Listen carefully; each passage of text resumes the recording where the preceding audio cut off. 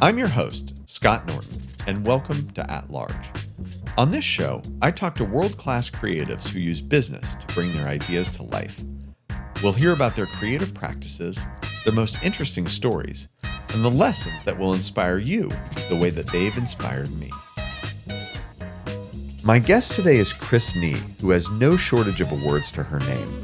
A Peabody, 3 Emmys, 5 NAACP Image Awards, and the Humanitas Prize for Children's Television. Chris is the creator of Doc McStuffins, the second longest running Disney show ever after Mickey Mouse. She's gone on to start her own company producing shows exclusively for Netflix, including Ridley Jones, Ada Twist Scientist, and We the People. She's collaborated with Michelle Obama, Lin-Manuel Miranda, Janelle Monáe, Wanda Sykes, Ludacris, and countless other talents to educate, entertain, and inspire children around the world. We'll talk about the business of children's television, how she negotiated with Netflix, and her take on wokeness in America. Please enjoy my conversation with Chris. Well, Chris, it's so wonderful to see you, and thank you so much for joining us here today. Excellent. Did you swim in the ocean this morning? I did. You did? Yes, almost every morning if I can. It's the best way to wake up.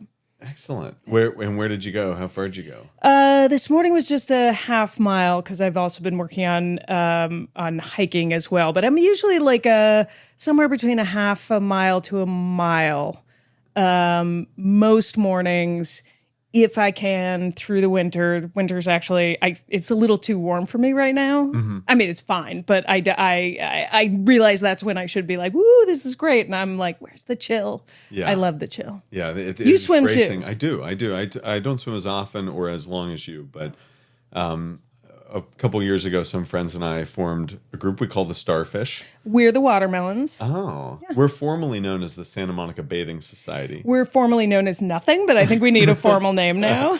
And we get out there Friday mornings, and no wetsuit year round. Yep. The other thing I love about it is it puts me in a daily relationship with fear, which I think is so powerful because you really have no idea what it's going to be like. And I take that one step further, which is I think we grow out of regularly putting ourselves in a space where we're facing fear.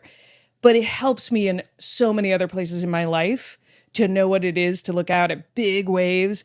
You articulated that so beautifully because I share the same experience because it doesn't get talked about a lot. Yeah. People are like, oh, it's an ocean swim. How far do you go? But the psychic exercise of being in the deep and cold water and not knowing what is under you. I mean, the waves, at least you can see. Yes. But you don't know what's under you. And sometimes, as I'm sure you've experienced, a sizable dolphin will come up. And your brain is always going like, is it curved or straight? Is it curved or straight? Right? Like you're just like, there's your brain. And either way, you're like, that thing is pretty damn big. Oh, yeah. But there's nothing more powerful than going and experiencing something like that and then coming back and sitting in a Zoom meeting and you're like, what did you guys do this morning? Exactly. So on this show, we're obsessed with the question of where great ideas come from. And I'm curious to ask you, what is Doc McStuffins and where did the idea come from?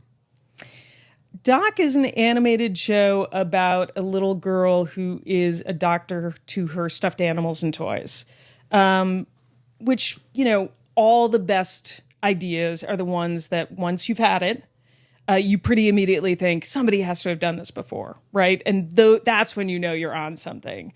And for me, this idea was 100% somebody has to have done this idea before. It was on Disney Junior for about a decade. We did 250 episodes. It was one of those things that became a bit of a rocket, lightning in a bottle. The idea for me came fully formed in the shower, as all good ideas do. And I walked out and I thought, well, I will sell this. I couldn't have known everything that would come attached to that because it really was, it was a lightning in a bottle show. But I knew I was going to sell it. I knew it was that foundationally solid. And the idea hit you fully formed, including the name? Including the name. And names never stick. And and I could think of the reasons why, like they always go through multiple names. Like you never actually want to use a great name at the beginning. And I knew they were going to try to get me off of Doc McStuffins. And I, at some point there was the grand question, which is the leap of creative people and the people who back creative people, which was, it means nothing. And my argument was, it means nothing until we make it mean nothing. Right? SpongeBob SquarePants means nothing until we make it mean something, mm-hmm. right? So you have to, it's that leap of faith that you can fill in the dead space. It's funny that you say it means nothing, because my daughter and my son are fans of Doc McStuffins. Yay. And I asked them, well, what questions would you want to ask her? And my daughter said, why did she call her Doc McStuffins? And my son said, well, because she's a doctor and she works on her stuffies. And then my daughter says, where's the Mick come from? And my son says, because she's Irish. Yes. And of course, I'm Irish, but the character herself is not particularly Irish. All of those things work for it. Exactly. But no, there was no like parsing it together. It just was in my head at the very beginning. Yeah. And I got lucky because I got to keep it. That good on you for keeping the name. Yes. Excellent. And tell us about, how did your career start? I believe you worked on Sesame Street. I did. In children's television workshops. So could you share us a bit about that? Sure. I went to school. It took me a long time to get through school. I'm always the great example of, let your kids fail. It's okay. They have a long ramp to get through whatever they're doing. But I started as an acting student. And when I was growing up, you weren't really aware of all the jobs that were behind the job. So actor was the thing you thought you had to be if you wanted to have anything to do with this world of entertainment. And eventually I realized that I was a writer, but I had no intention of doing anything with kids TV. Like, I thought I was going to be a playwright in the East Village and like be doing adult and edgy material, or maybe writing a musical or two. And somewhere along the way, in trying to pay my rent, somebody said there was a job at Sesame Street. And so I took an internship at Sesame Street International. And after the internship was over, I was offered a job there and ended up working around the world, working on international versions of Sesame Street, including there was one season where they did a joint Israeli-Palestinian Sesame Street, and I was working on that. I was like an absolute baby in the business, and ended up getting sent to the Middle East to help finish out that project, which led to some of the greatest bar stories of my life, being mistaken for a spy, when I was in Amman, Jordan, also being mistaken for a spy when I was working in Palestinian territories and living in Jerusalem. So it ended up being quite a swashbuckling intro to the world. And somewhere through there, I started writing, and it turned out that I had a great facility for remembering and touching the feelings of being a kid. Mm. So I will say that in the beginning, it was a real struggle. Like, was I selling out for something that felt easier? And it's taken me some time to kind of realize that for me to be the person who's behind something that reaches 100 million people, that's kind of like the greatest power of all. That I'm the least mainstream mass audience person you could think of who's actually getting to talk on this very, very big platform to young kids. And creating for children, that's the pros. I mean, that's the pro leagues. Yes. It requires all the skills of dealing with and entertaining adults and more. And it comes with tremendous responsibility.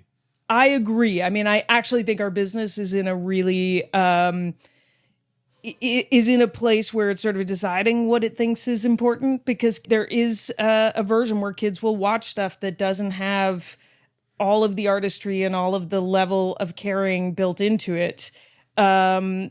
that's a shame to me. Right. But you took the mantle of responsibility. And of course, Absolutely. And coming out of Sesame Street is, they wrote the book on this. That's right. And Sesame Street to me is like the great example of these were not people who were setting out to write for kids or to educate kids. I mean, Joan Gans Cooney was, but obviously not Henson and that gang. They were just artists who were being given a budget and I think took on the deep responsibility of it, but they were also just making themselves laugh, right? Right. And they were not trying to color within the lines. And one of the pieces that I'm thinking a lot about right now is like Joan Gans Cooney, who is the godmother of Sesame Street and was, this Upper East Side lady. Where was the point where she stuck with Jim and said, "This is the way we're going to do it. We're going to let the Madhouse run the studio." And what brilliant things come out of that. But there's real guts in the decision makers and the purse strings when they let true artists create. That's beautiful. Yeah, true.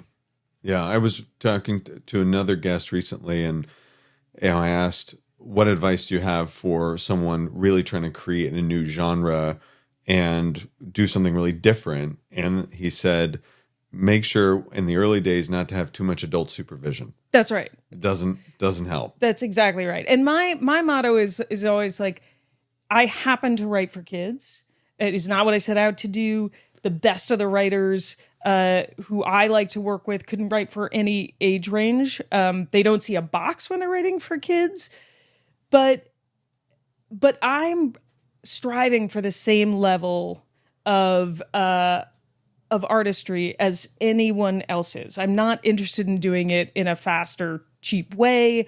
I'm not interested in shortchanging kids. Like I think I have an extraordinarily important job, which is teaching them what great art is, what great songs are, but also what, I think it's fine that they laugh at things that they don't understand every single nuance of. Yes. Like, that's what makes you lean in. Yes. I'm not trying to teach them something that they could be taught in school. I mean, Sesame Street actually was, but in my work, that's not actually what I'm trying to do. So I'm always really mindful that there are no kids in my writer's room.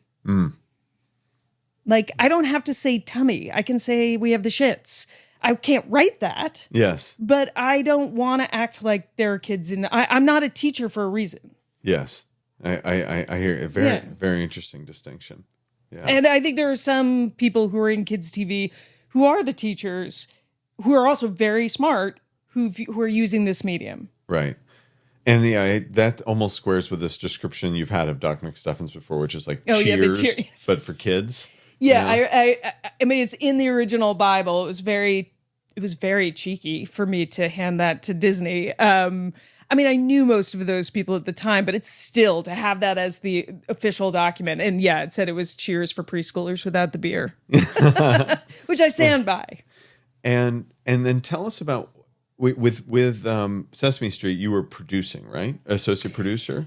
I was associate producer, but it was a really odd job because there weren't that many people in the international department, and they took, and they still do, they take the responsibility of doing international versions really seriously. They're not just exporting the U.S. version. Like, countries around the world who have Sesame Street don't see the U.S. street.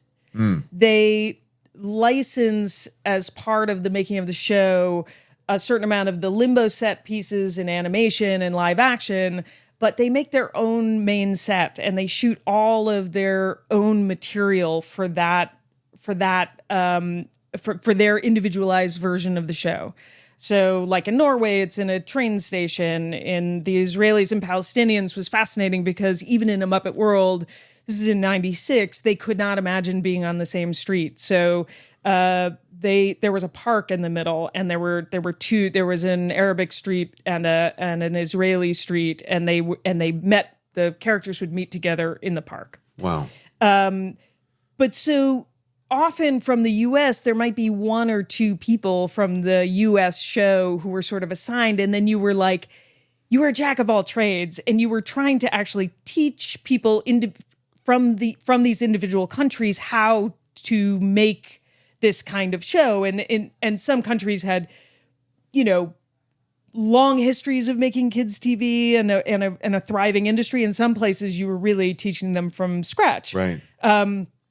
Which, doing the Palestinian side of the Muppets, like I was in Amman, Jordan, in a recording studio where we would record in the middle of the night because there was no actor class, right? I mean, I remember going to the job of the guy who was our lead actor because at dinner he worked in it was an Italian restaurant in the middle of Amman, Jordan. And he had a Casio keyboard that wasn't even like the full thing. And he would sing American rock songs. Like he was the music. Cover band, basically. Yeah, he would sing like Dust in the Wind. And sometimes I would go along and I couldn't, as a woman, sit by myself at the table. So they would have to pull someone out of the kitchen, some young man who would sit opposite me. Now, meanwhile, I had a shaved head. And at the time I was like, is this even safe for me to be here? Like I was very obviously queer. Some poor dishwasher would have to sit through the meal opposite me, and just like he would look off to the side and I would look off to the other side.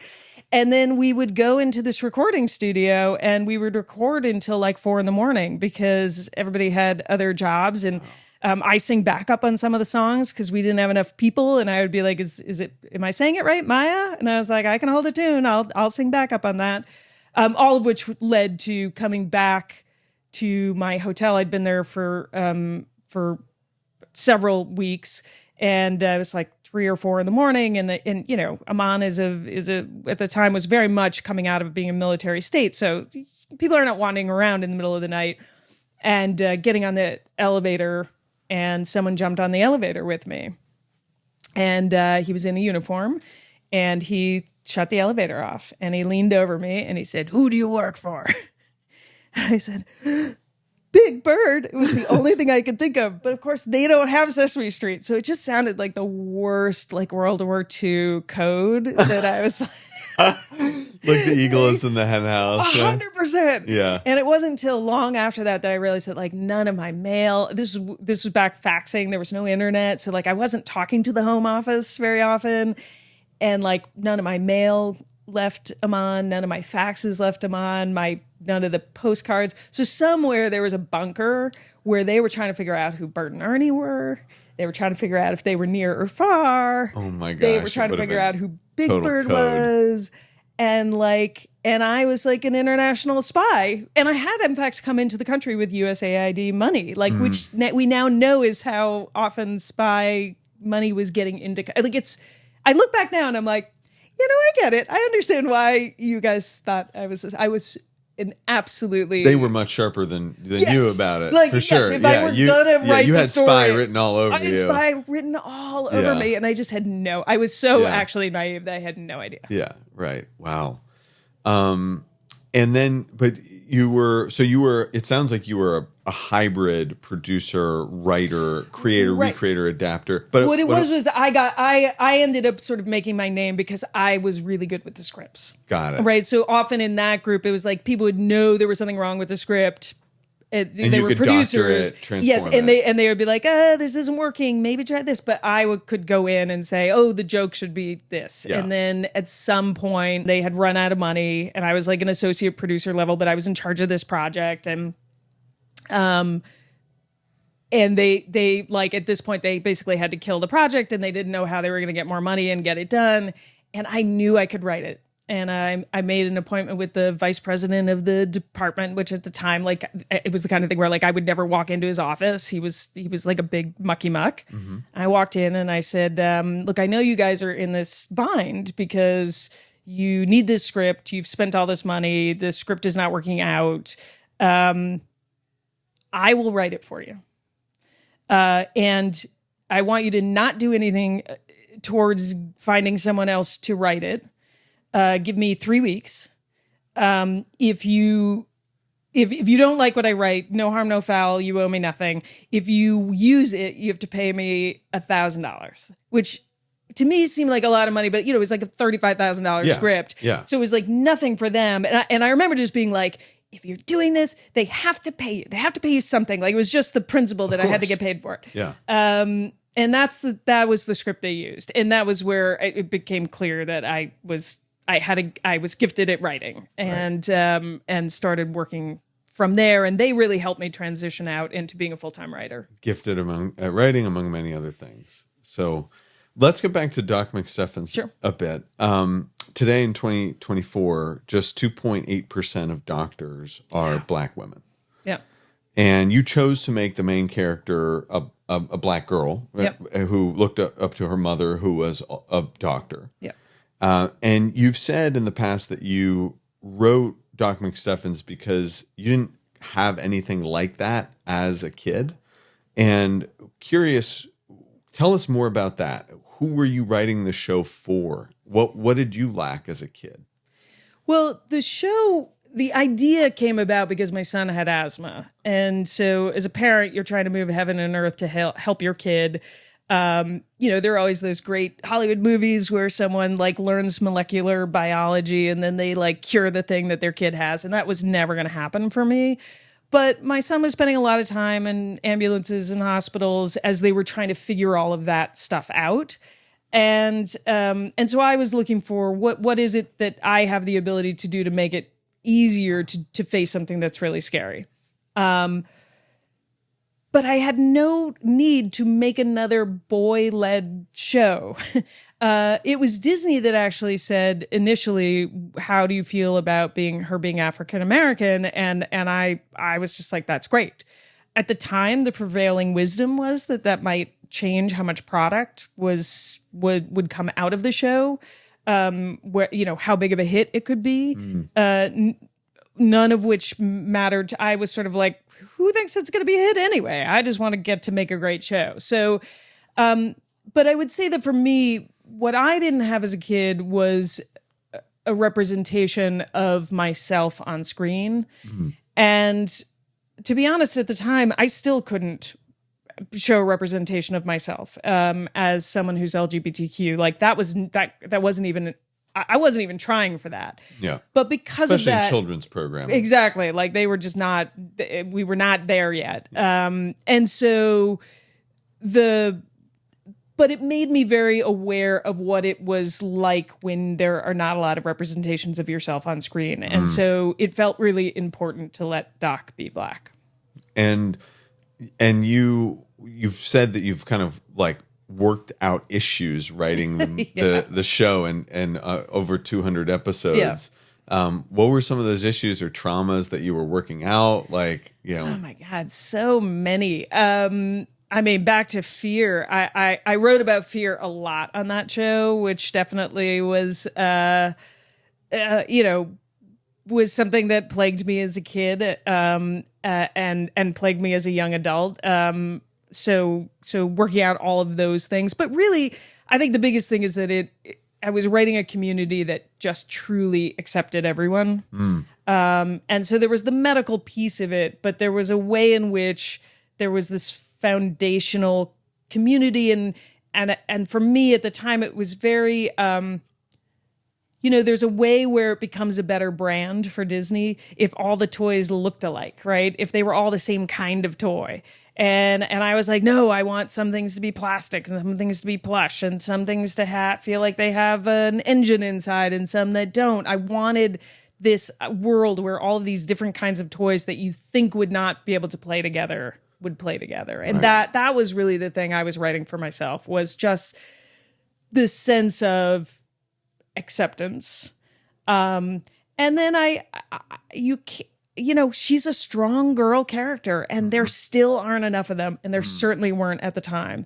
So just on the sort of gender spectrum, having a girl who was the leader of the gang, who everybody wanted to hang out with, that was pretty radical in and of itself. And that always felt like me. I wanted to write the smartest kid in the room who didn't have to be punished for that, who didn't have to hide it, who didn't have to be anything less than who she actually was.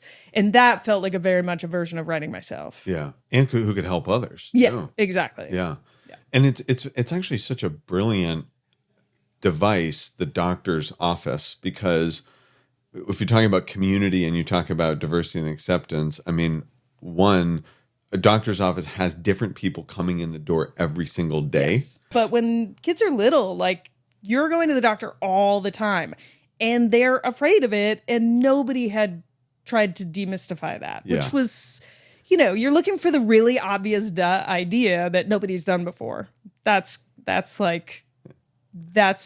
magic. All of the pieces of the medical part that came together and that felt really foundational, but really it's just wish fulfillment for young kids, right? Like, because what it's ultimately about is you get to talk to your stuffed animals and toys and they talk back. And every kid wants that.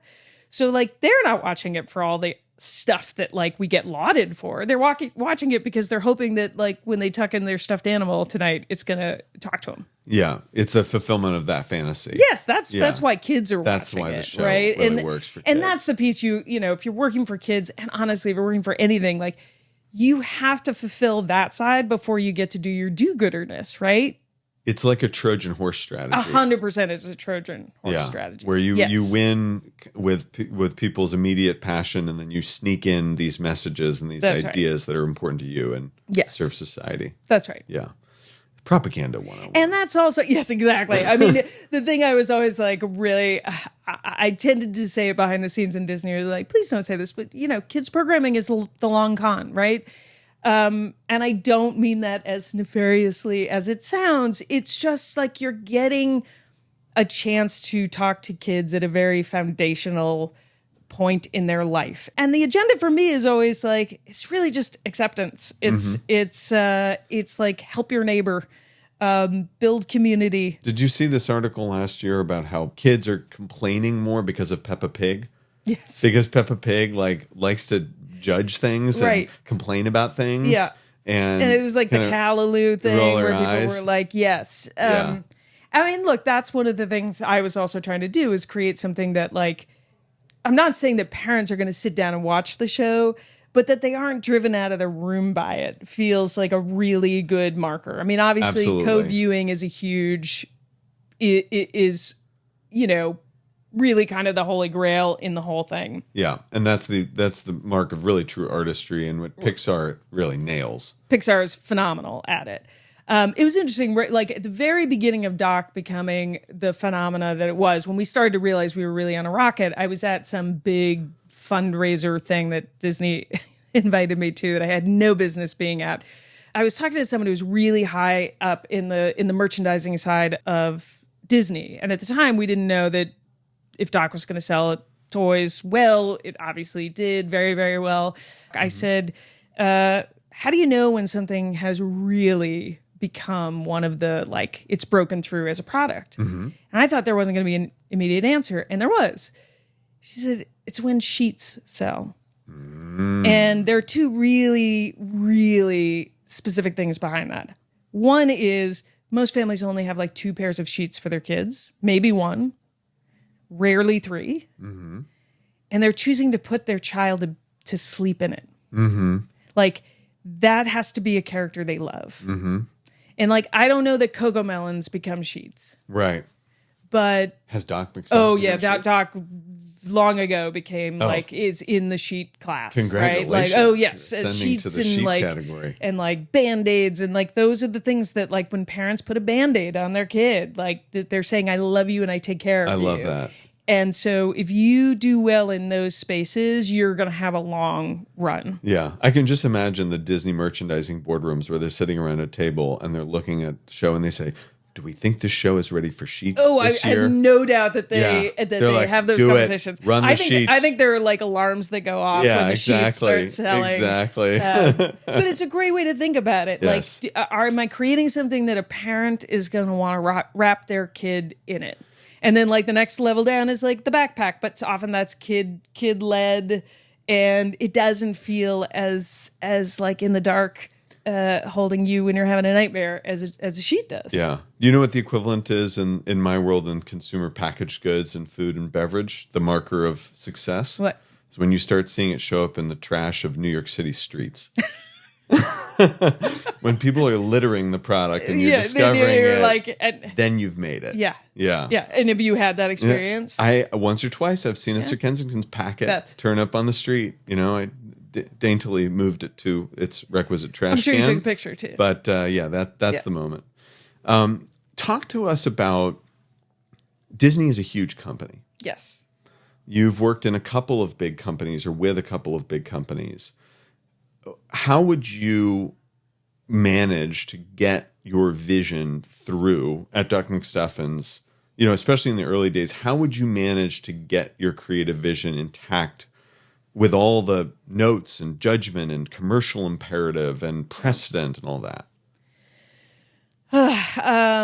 It makes me exhausted just thinking about it. I mean, I have traditionally really been a fighter. Like I fight for what I think is right. I have a lot of confidence in this space that I know what is going to work. And, you know, sort of my version of doing things is like, I'm going to tell you exactly what I think it's going to be. And of course I want to win every fight. I don't win every fight. You can't. You can't and work for a big company like this. Like that's where you have to be realistic. Like if you only want to make your pet project the way you want to make it, go make it in your garage. I mean, now you can do all of those things, but like this is a relationship and it is a business. And, you know, of course, the real key of the creative arts out here is you have to be able to run a business too. And people have to trust you with all of that stuff. And then I grew up in a family of business people, and I understood that I was serving all things. People always assume that Disney was so hands in on the product, like creating the product line right at the beginning, and they really weren't. The idea obviously had a great product line attached to it. There's no question about that, but they never got in my space. But the reason that relationship worked so well is that I knew that if they were proposing something that really didn't feel right for the character, for the brand, for me, I could say no. And they also knew that if it didn't bother me, I would adopt what they were asking for. So it sounds like you would pick your battles, but you kept a very high bar. That's exactly right.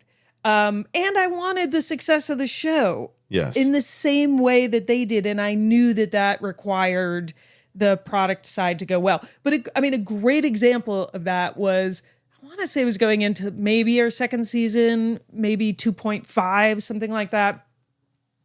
They came and they said, look, we have something we'd really love you to get into the show. So now, only after the fact, not in season 1, are they saying like, here's something we'd like you to work into stories.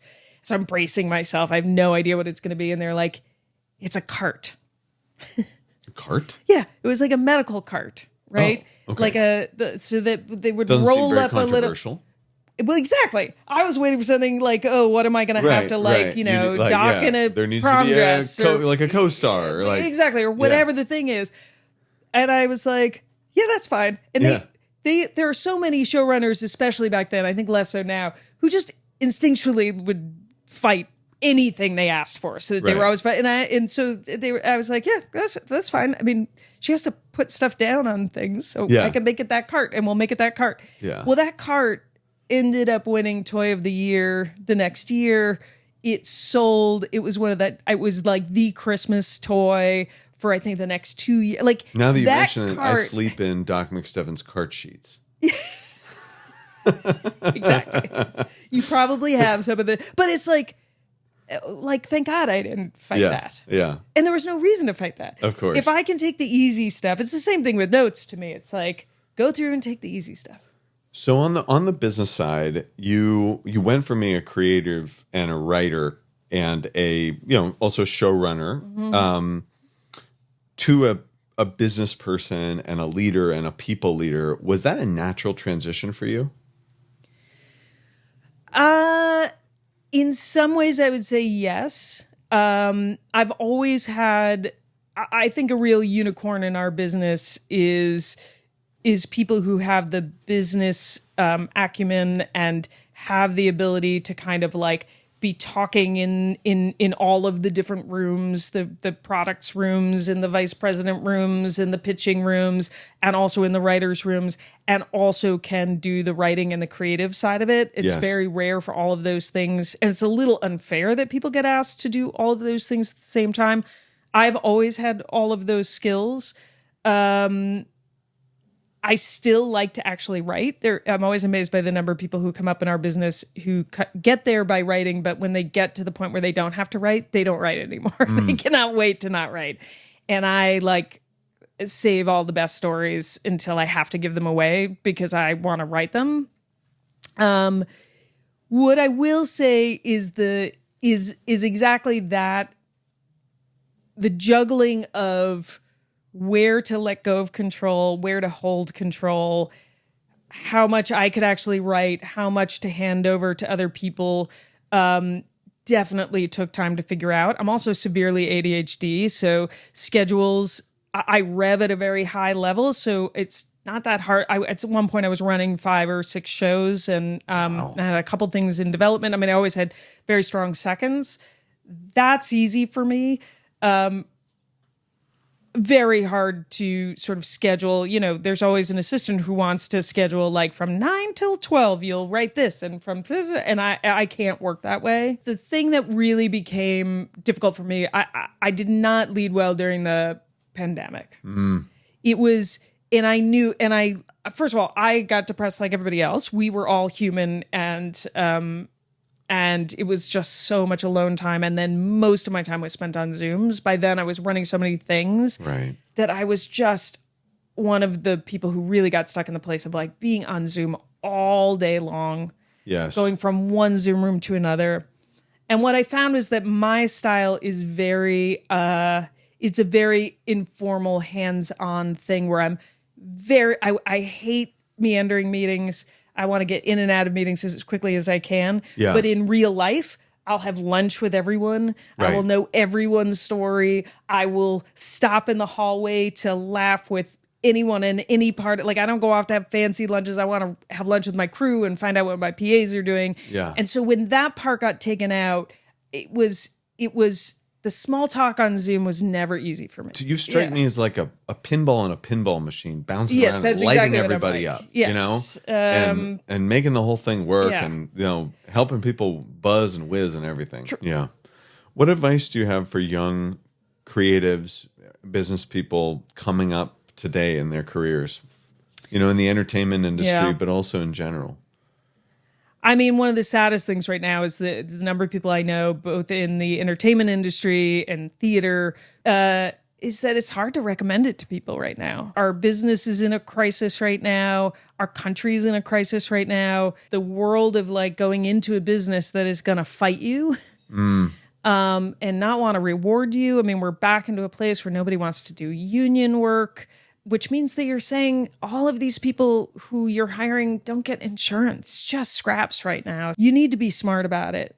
You need to be smart about the economics of it. You need to understand beyond your lane. If you have a business sense, if you ever have that instinct to go start the company, I will tell you 30 years in, I have been well rewarded, believe me. But not as much as some of the studios that have worked on my things, right? Because they built something and owned a company. And as content creators, you're always selling out your IP. I think right now I would say learn that side of it, and think about making a leap. Like, what is it that you can actually go out and do on your own? If you're an animator, can you run your own house and start getting the larger contracts? Well, that's what this show is really all about, is embracing that kind of polymath attitude. Yes, I think you have to. Of it's not that art and commerce are in opposition to each other, but you have to, in order to be successful in both, you have to see them as enablers to each other. Yes. And that does require you to get uncomfortable and stretch and also follow your curiosity. Right. You know? Yeah.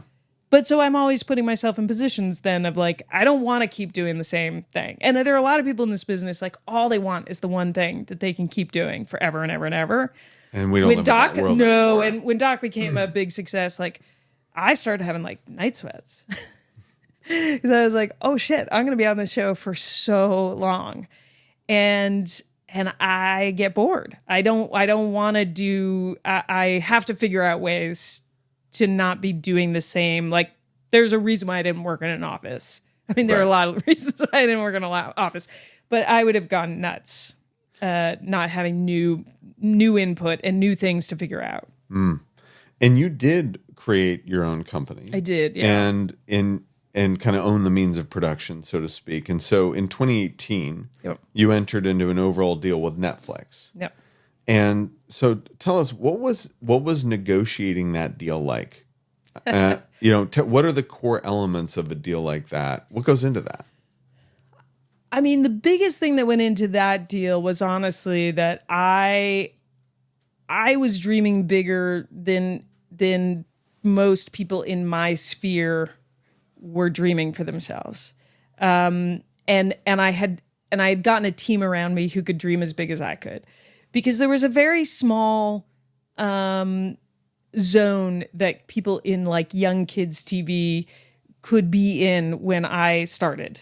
And we were not the sexy side of the business, and we couldn't ask for things. There were no overall deals for the most part for like the younger end of things, and people didn't make any real money, and they didn't have Backend, and they didn't have all that stuff. And it drove me crazy. What is an overall deal, and what is Backend? So an overall deal is when you are making a deal with a studio and they are agreeing to a guaranteed amount of money, honestly, whether you work or don't work. Often now it'll say like you have to deliver at least 2 show ideas, but you're basically getting guaranteed a good amount of money. And it's an exclusive. Not always, but usually, and certainly and mine. In your case, mine was exclusive. Yes. Like you couldn't also be pitching ideas to Disney at the same time. No, but there are like first look deal, overalls and things like that. But I remember the overalls in the 90s, and they primarily went to men, white men, and I remember it being like nobody was less productive than a writer who was on an overall. Mm-hmm. And I understood it because it was the first time in your life you're being paid to come up with something, to iterate, to dream. Like otherwise, you're doing all that stuff on your own, and you're not getting paid until you're like in production. When I got my overall, it was like I wanted to make as many things as I possibly could, and I'm so glad that I did that, because in the beginning, Netflix was just like, here are the keys. Drive this car as fast as you possibly can. Mm-hmm. And I took great advantage of that. But anyway, that's what an overall deal is. And so it's actually, it's a little bit of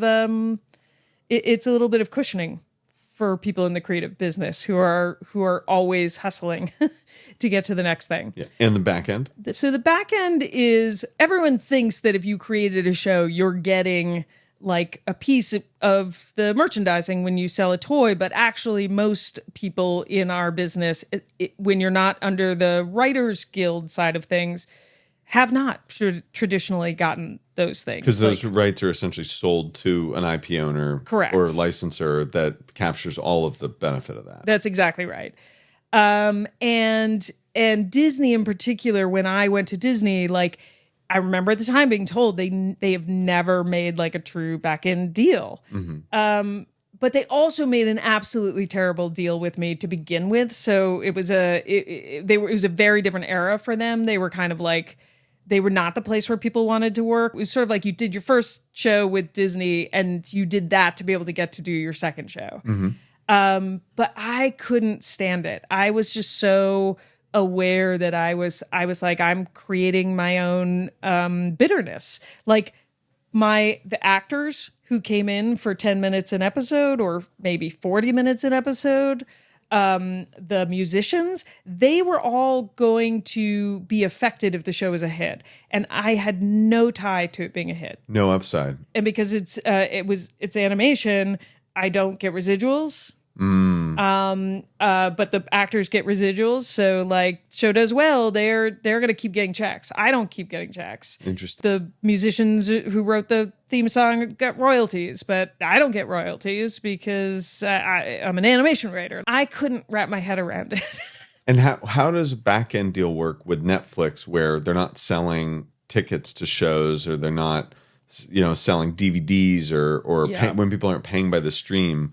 Like, how does that work? I mean, it's one of the reasons why the Netflix deals, the lore about them and the truth about them is they're really rich deals. A lot of that is paying out what you are not going to get in other versions of Backend because of the way the ecosystem works. So they put a present value on it. Yeah. Which actually takes the risks out for the creator. Yeah. Yeah. And that's not really the case anymore, but during that heyday, there was a period of time and that's what those crazy $100 million deals, believe me, that's not what I was on, although I was making way more money than I ever thought I would at any studio doing what I do. But those deals are in theory buying out what they could make if it's a hit.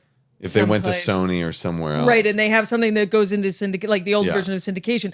Those avenues are not there for them. That's actually why those numbers are, they're still insane, but they're not as insane as you think when you realize that there's a reason why they're so heavy front-loaded. Front-loaded. Yeah, front-loaded. Yeah. Makes sense. So, yeah, I mean, for me, it was about, I've always been very willing to demand what I think I deserve.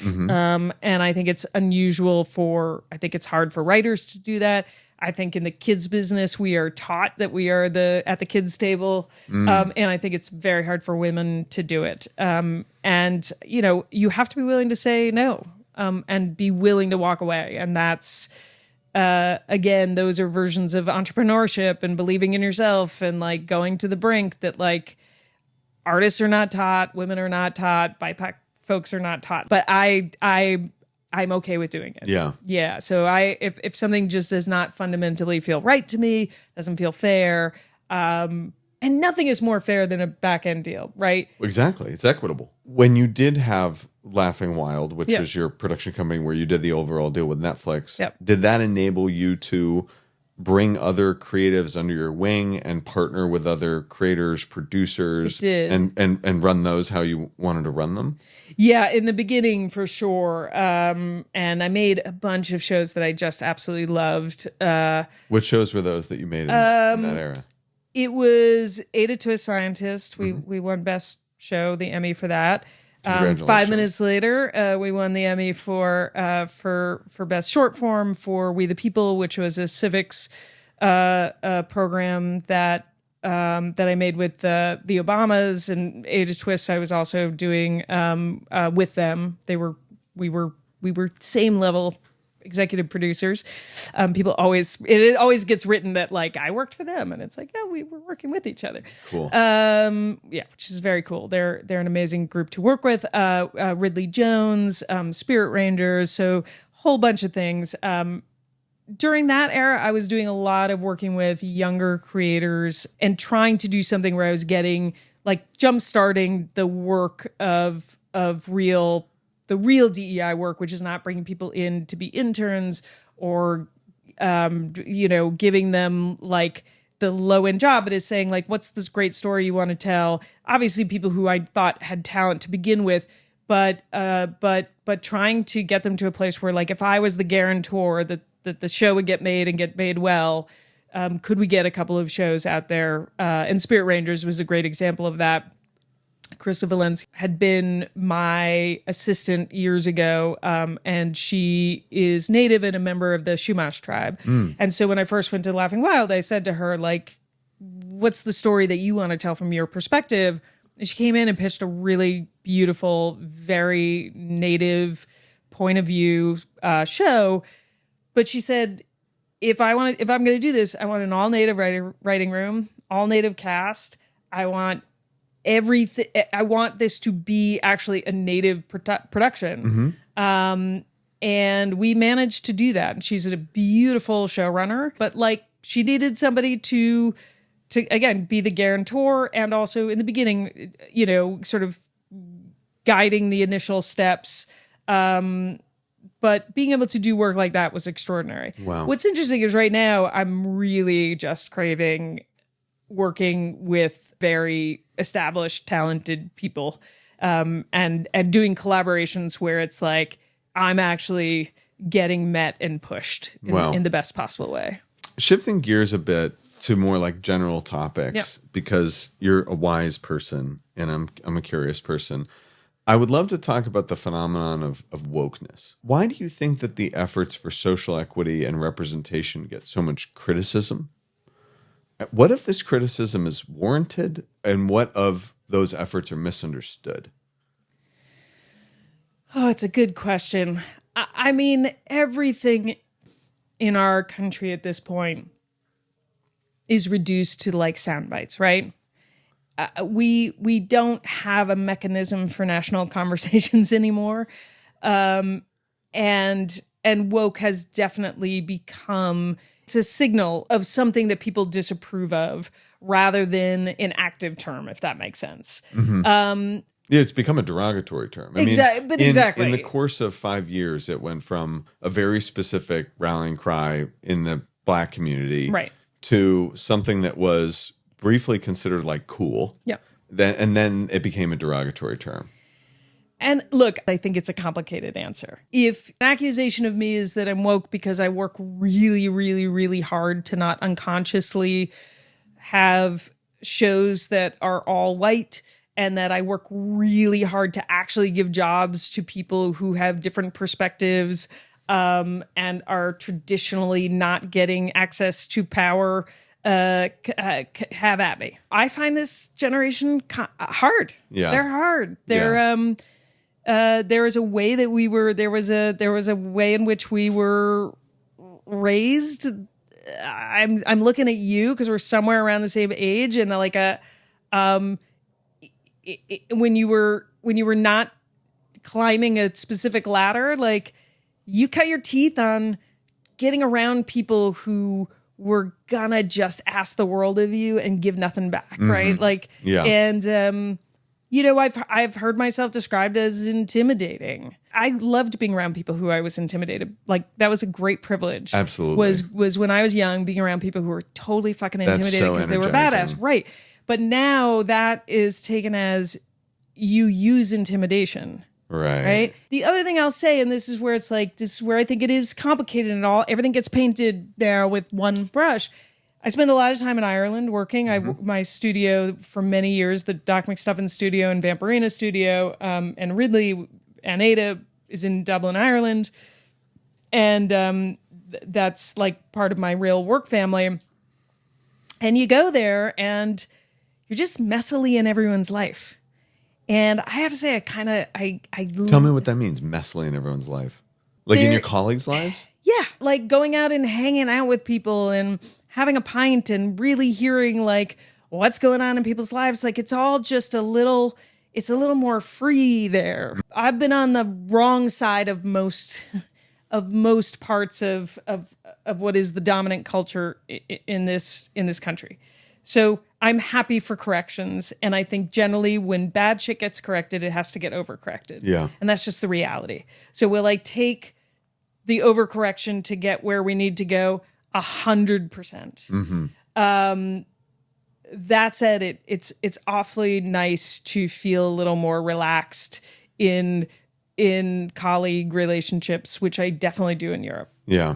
Amen. I really celebrate your perspective on this and being able to see both as true, right? I think both is true. Both is true. Is there is simultaneously absolute, celebration and work that needs to be done of proactively righting the wrongs of the past and giving voice to the voiceless and putting people in power that haven't had it, and also to be recognized like oversensitiveness and the therapy language and everything, and twisting the words around whatever, gaslighting or using intimidation. Yeah, and if nothing else, what I can say is like I am still learning, and I hope that I am still open to learning. I think I am.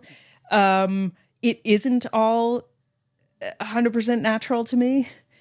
there's some of it that I find difficult for the way that I like to be in a space. And this is progress, and here we are, right? Yeah. Well, thank you for that, and thank you for your candor. What are you working on now?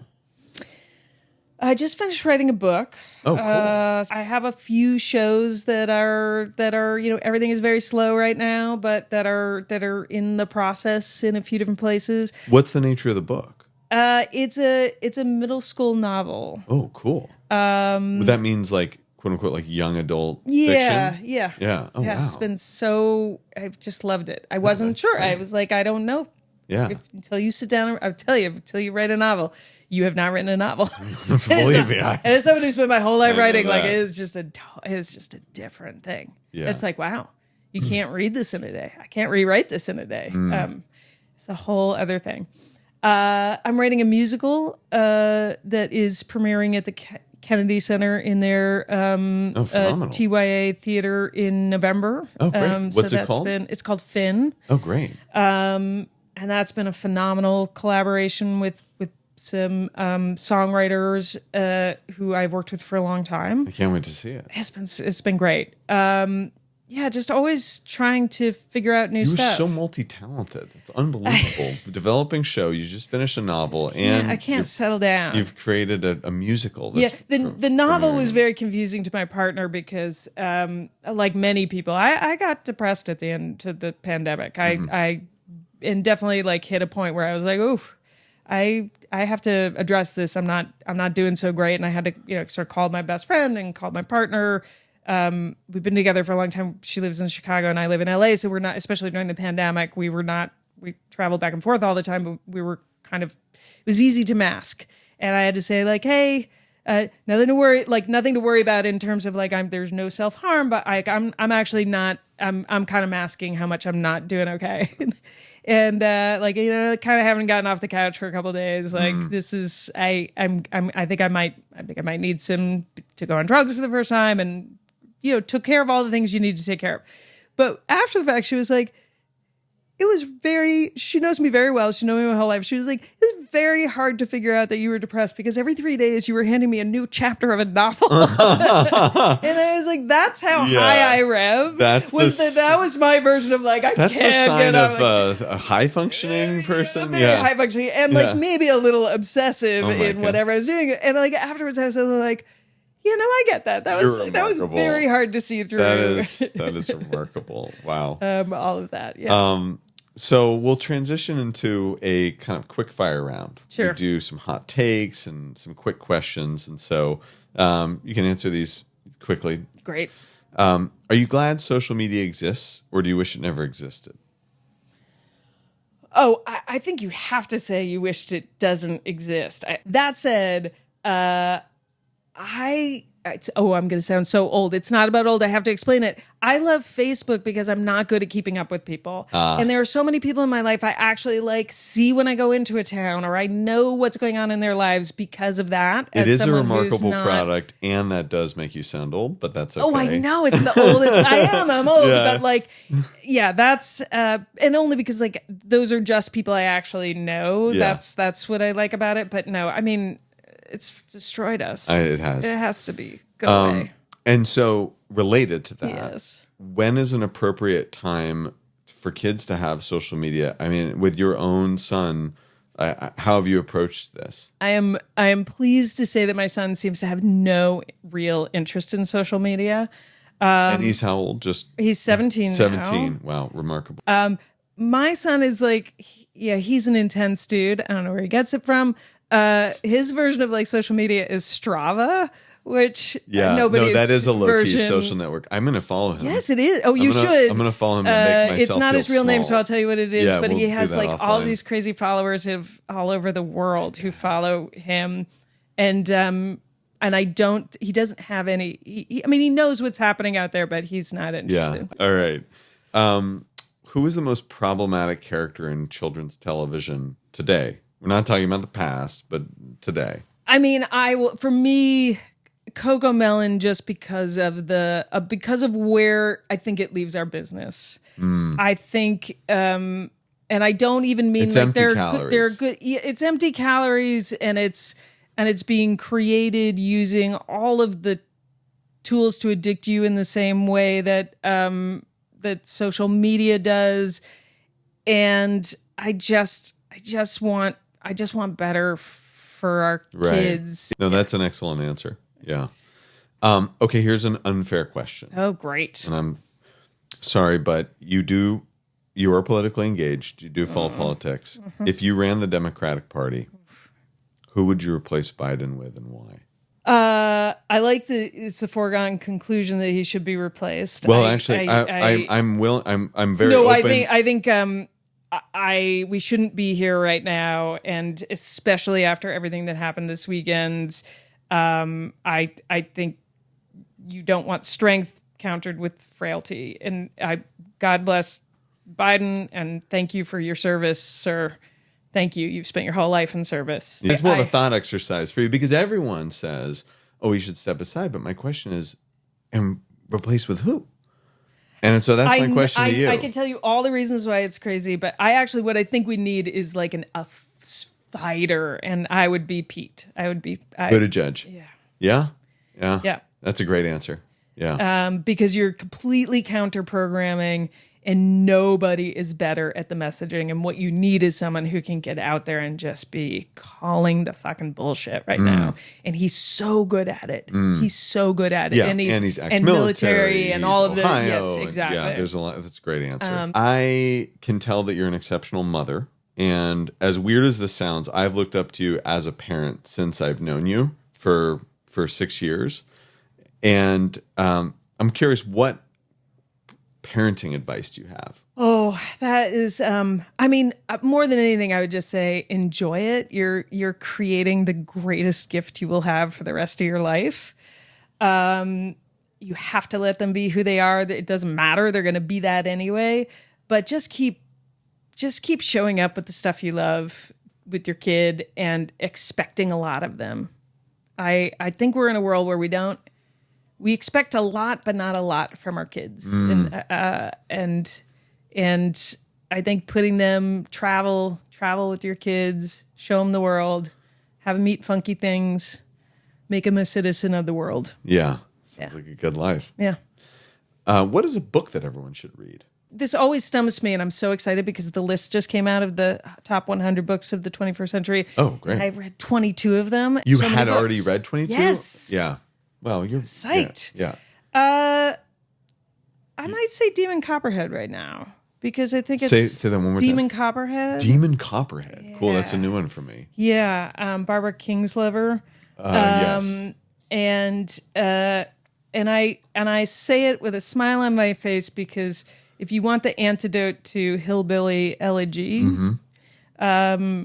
she actually grew up in Appalachia, and it's an extraordinary look in a, I think, maybe much more truthful way of what's happening in those areas. I'll definitely check that out. Yeah, gorgeous book. What is something you know to be true that you wish the rest of the world understood? People's differences are not going to hurt you. Beautiful. I think that's true. it. I think that's it. Yeah, like nobody's taking something from you. And then we ask all of our guests for one good recipe. Do you cook? I do. You do. Great. Yeah. And so could you walk us through one of your favorite recipes, maybe a go-to, the ingredients and the process in cookbook level detail? Sure. I have a chickpea, kale, and Italian sausage like peasant soup, so it can take a lot of mistakes, and like if you don't have all the ingredients, you're fine. You got your onion, and you make your kind of roux in the bottom, and then you're putting in some white wine and some garlic. And you're you're breaking up Italian sausage that like fattier the better. Of course, you're doing that first and getting your fat out of it, and then cooking your onion down and everything with that.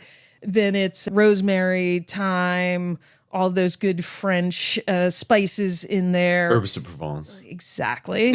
And then you're putting in a good stock and a ton of chickpeas, and which is just one of my favorite things Absolutely. in the whole Chickpeas world. are so underrated. And then at the end, it's kale, but it's like a garlic broth that is, it's the sausage.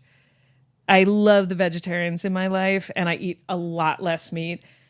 But it hurts my soul that I now make it sometimes with like a vegetarian sausage or even like a turkey sausage. Only it's not the sometimes, same. though. It's not the same. No, it's not. That's the recipe that I took with me because my sister-in-law is Italian, and going to like their house outside of Milan on Lago Maggiore, and like her mother, in the house that her mother lives in, and you go, many, many times I've taken my whole family and we stay there on the lake.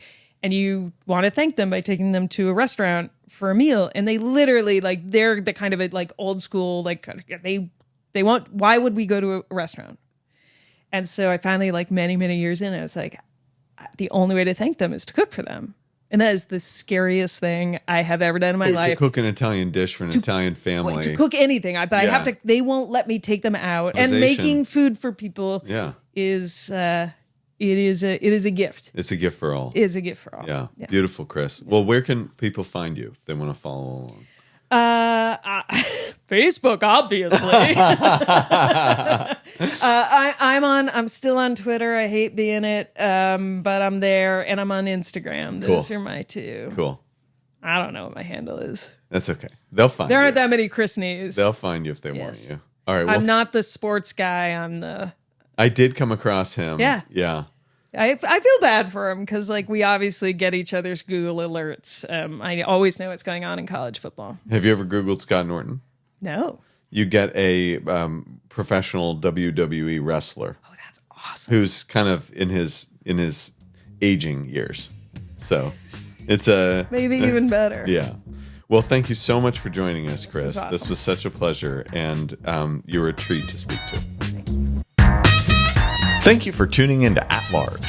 Today's episode was produced by Sick Bird Productions. Our theme song is Son of Sanford by Motion Worker. Subscribe wherever you get your podcasts and by email at atlargeshow.com. Follow me at SWH Norton on Instagram and Twitter, and DM me about the guests you want to hear on the show.